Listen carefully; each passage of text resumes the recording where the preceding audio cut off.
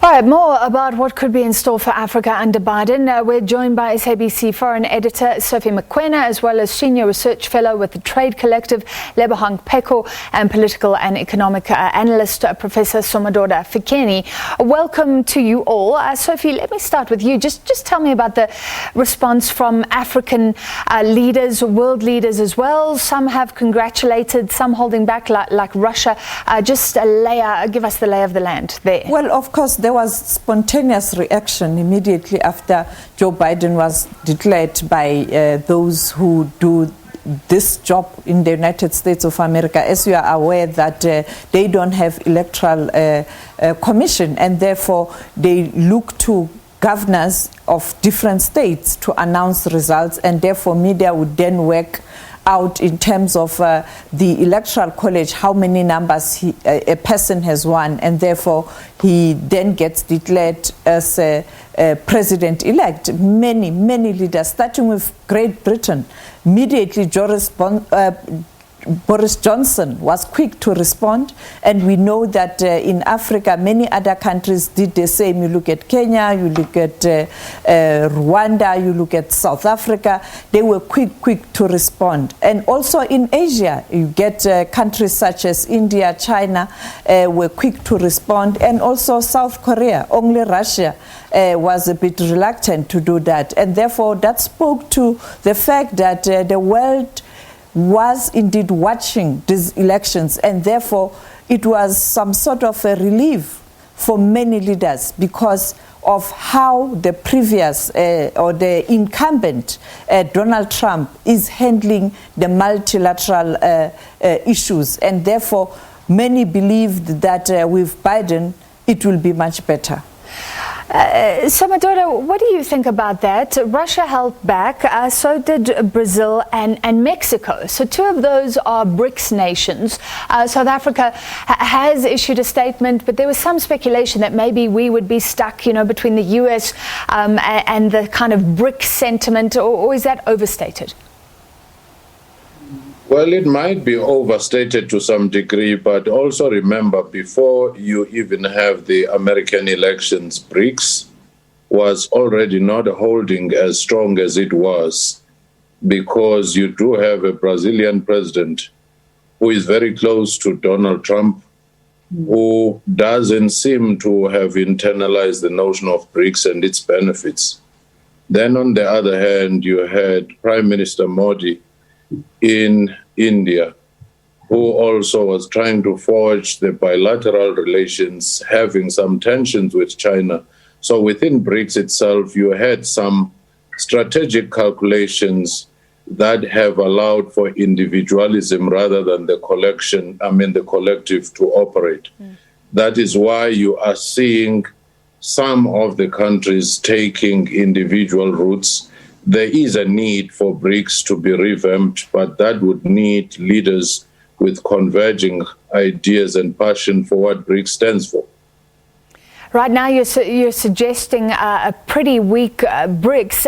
Lebohang, you can comment on that. And also, we heard in that insert there that there are going to be these reversals. So Donald Trump wanted to leave the World Health Organization. It looks like that'll be reversed. The Paris Climate Accord, the US out, it looks like that'll be reversed. But what about trade issues and the World Trade Organization and things like that? So one of the things that Donald Trump, one of the key motifs of his presidency was really eschewing a sense of multilateralism. As you rightly say, trying to leave the World Health Organization, trying to leave the Paris Climate Agreement, and also trying to undermine at every turn the World Trade Organization. And he did this by ensuring that he immediately rubbished the legacy project of the TTIP, which is a transatlantic Pacific trade agreement, trade agreement between the US and the European Union, fraught with its own difficulties, but certainly an attempt to bring about some sort of a coherent, cohesive way of doing trade. problematic because, of course, it undermined the World Trade Organization quite significantly. And really, one of his greatest successes was to render the World Trade Organization almost insignificant. We also in South Africa signed off to a trade investment and cooperation agreement with the U.S., which predates Donald Trump, but which only continued moving along almost on autopilot over the last few years. But there were really no new agreements. And we tend to focus quite overwhelmingly on AGOA and AGOA status, AGOA eligibility, and yet we don't really think about the sorts of other ways in which global trade relations between the U.S. and the rest of the world have played upon us. So, for example, the agricultural sector in this country has been very concerned with the trade aggression, and I want to insist that it is not a trade war between the U.S. and China, because, of course, it means that the loss of revenue from China could potentially divert back into South Africa. So, in as much as it's an egregious act of complete lack of economic diplomacy, it also has its impact on us. It also means that this inward-lookingness of President Trump has meant that he has paid far less attention to the African continent than previous presidents. I think that we actually, as an African continent, squandered this time, because for the first time there was very little visible aggression, international relations aggression, and political aggression on the African continent. There certainly has been economic aggression in the neglectfulness, different forms of economic aggression, and donor aggression by defunding very rapidly across countries like Kenya, Lesotho, and so on. But unlike the kind of hopping around that happened which laid siege to the life of Colonel Gaddafi, for example, the lack of attentiveness that Donald Trump illustrated over the last few years could have been an opportunity for African countries to recalibrate our own inter-Africa relations, and, as Somadoda has said, to regroup what the BRICS relations mean and South-South relations, which we have not done. So it remains to be seen whether or not having President Biden's more benign form of American imperialism, because imperialism, it will remain. It's always about U.S. interests abroad, whether or not that will then bring about a different form of cordiality between ourselves, economic, trade, and diplomatic cordiality between ourselves and them. So Lebohang, very quickly, so what you're saying is Donald Trump being obsessed with the US was good for Africa because there was less meddling by the US. Does that mean you're worried about what potentially a Joe Biden administration could start concerning itself with in Africa? Let me be very clear. President Trump is not good for Africa. He wasn't good for anything in particular. So let me not be misconstrued and misquoted.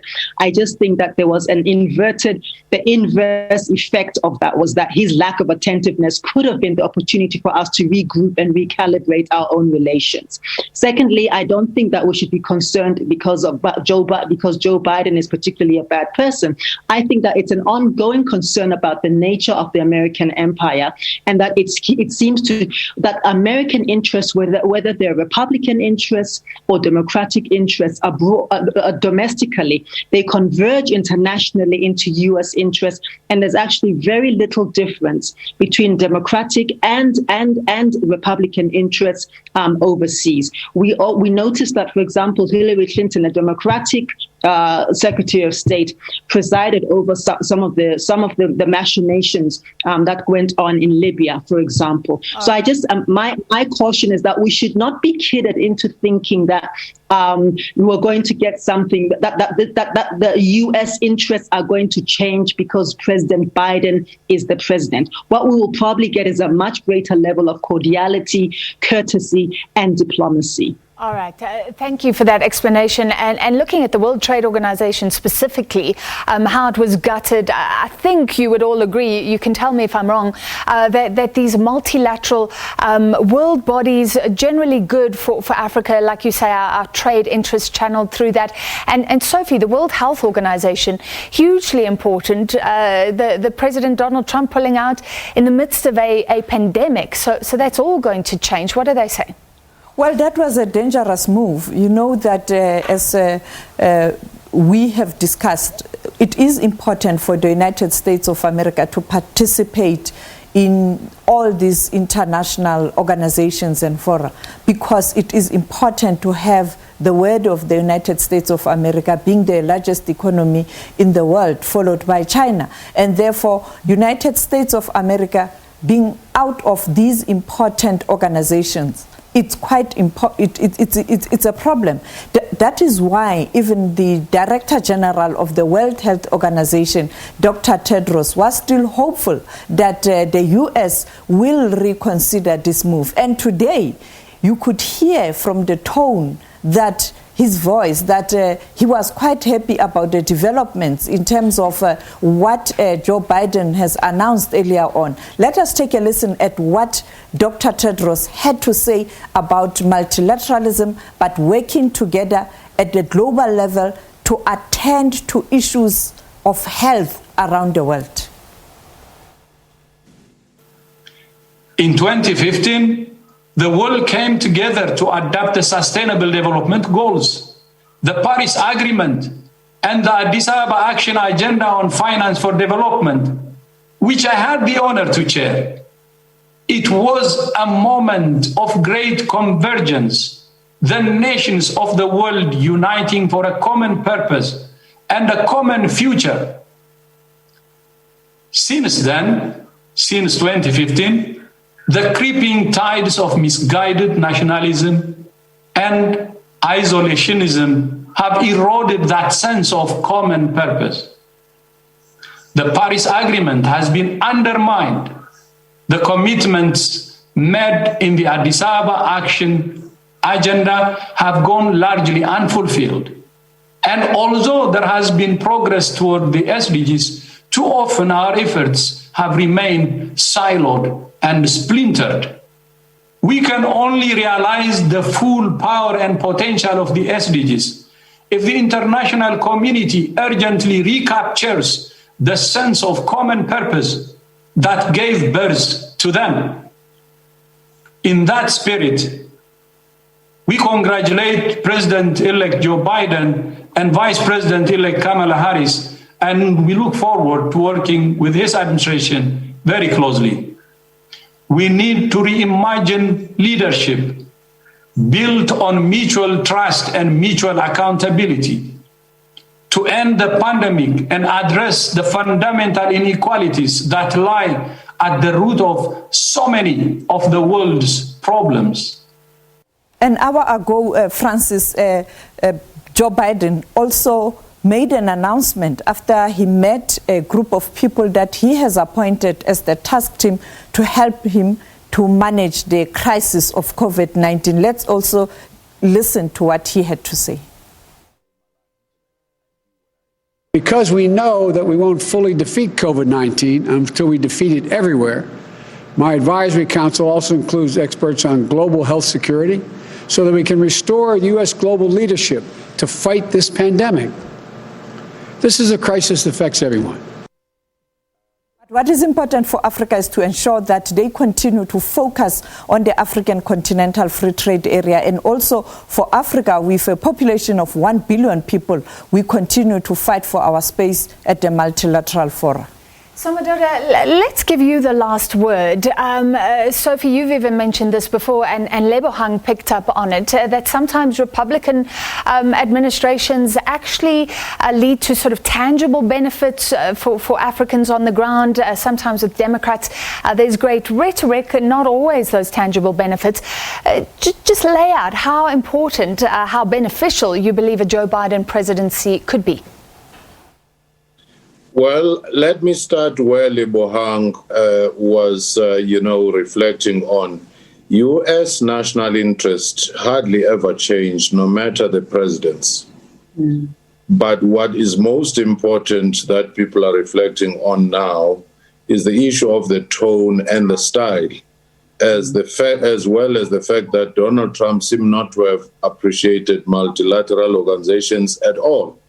So his return to that particular space, U.S. return, might be a positive thing, but only if Africa is organized itself to participate in the shaping of what seemingly is a new world order post-COVID-19 because many institutions will be shaken, and therefore you may have the US participation, but Africa's voice can only be heard if Africa itself is more organized, because we were absent in the post-Second World War when most of these institutions were designed. We were absent during the Berlin Conference when Africa was partitioned. So this is one opportunity where Africa can begin to insert itself, insist on certain norms and institutions. But if not organized, imperial powers, superpowers will always get the better of Africa in yet another scramble for Africa, because when old and new superpowers are rising, Africa is about the only space where you still have plentiful resources, and if the continent is not organized, it will always be a victim. All right, we have to leave it there. I wish we could chat, but let's pick up on this again in future. You're all saying this is an opportunity for our own continent. Thank you very much. That was our foreign editor, Sophie Mokoena, senior research fellow with the Trade Collective, Lebohang Pheko, and political analyst, Professor Somadoda Fikeni.